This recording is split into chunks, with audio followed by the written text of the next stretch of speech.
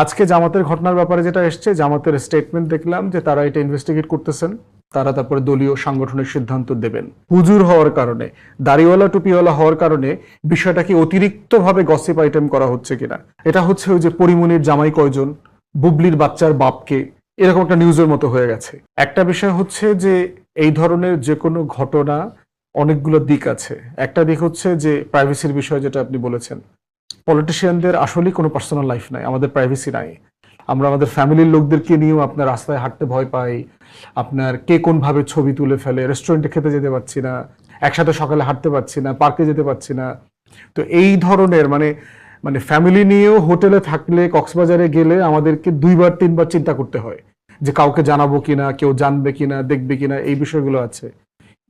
আমি আমি একটু যদি যুক্ত করি ব্যাস্টারফদ, মানে এই যে আপনি বলছেন যে পরিবার নিয়ে গেলে একটু চিন্তা করতে হয়, কিন্তু সত্যিকার অর্থে কি শুধু পরিবারকে নিয়ে গেলে চিন্তা করতে হয়, নাকি এর বাইরে গিয়ে যখন কোনো রাজনৈতিক নেতা একটু অন্যরকম ভাবে কোনো কিছু করবার চেষ্টা করছেন তখনই আসলে তাদেরকে এই ধরনের প্রশ্নের সম্মুখীন হতে হচ্ছে? না, এটা পরিকল্পিতভাবেই করা হচ্ছে। এটা শুধুমাত্র আপনার মানে পরিবার ছাড়া গেলে একরকম, পরিবার নিয়ে একরকম, এবং এই আইটেমগুলো খুব বেশি গুরুত্বপূর্ণ গসিপ আইটেমে হয়ে গেছে।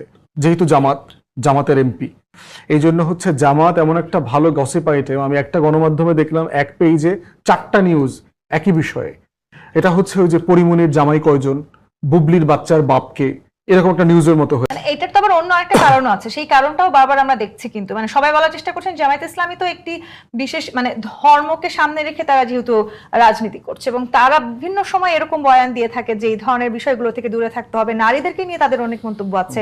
সেই রাজনৈতিক দলের নেতা কর্মীরা যখন এই ধরনের ঘটনা ঘটায় তখন তো প্রশ্নটা উঠতেই পারে। নিঃসন্দেহে উঠতে পারে প্রশ্ন। একটা হচ্ছে যে আপনি যে কোনো এমপির কোড অফ কন্ডাক্ট, যেহেতু সে নির্বাচিত জনপ্রতিনিধি, যে কোনো জনপ্রতিনিধির কোড অফ কন্ডাক্ট নিয়ে আপনি কথা বলতেই পারবেন, এটা নিয়ে কোনো দ্বিমত নাই।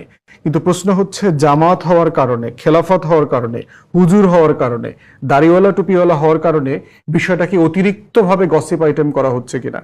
একটা বিষয় হচ্ছে শুধু কি পলিটিশিয়ানরা এই ধরনের কাজ করছেন, আমলারা করছেন না, সাংবাদিকরা করছে না, গণমাধ্যম, কালচারাল এন্টারটেইনমেন্ট ইন্ডাস্ট্রিতে, হোটেলগুলোতে প্রতি রাতে বালিশ খেলছে না দেশের গুরুত্বপূর্ণ ভিআইপিরা। বেনজিরের কথা পড়েছি না, বিভিন্ন হোটেলে ওনার জন্য স্টার ভিআইপি রুম বুক করা থাকতো সারা বছর ধরে, সেখানে কারা কারা যেতেন। একজন নায়িকার সাথে একজন সাবেক এমপি মন্ত্রীর যে গালাগালি কথাবার্তা, কনভারসেশন শুনলাম।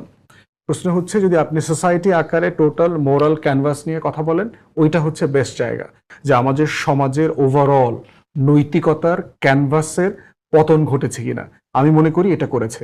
এটা শুধুমাত্র যদি আপনি একদম পার্টিকুলার গ্রুপ সেকশন নিয়ে করেন, তাহলে সমাজের যে কালচারাল অবক্ষয় ঘটেছে, টোটাল পরিবার, পারিবারিক নৈতিকতা, মূল্যবোধ যে ধসে গেছে, সেই আলোচনা থেকে আমরা বের হতে পারবো।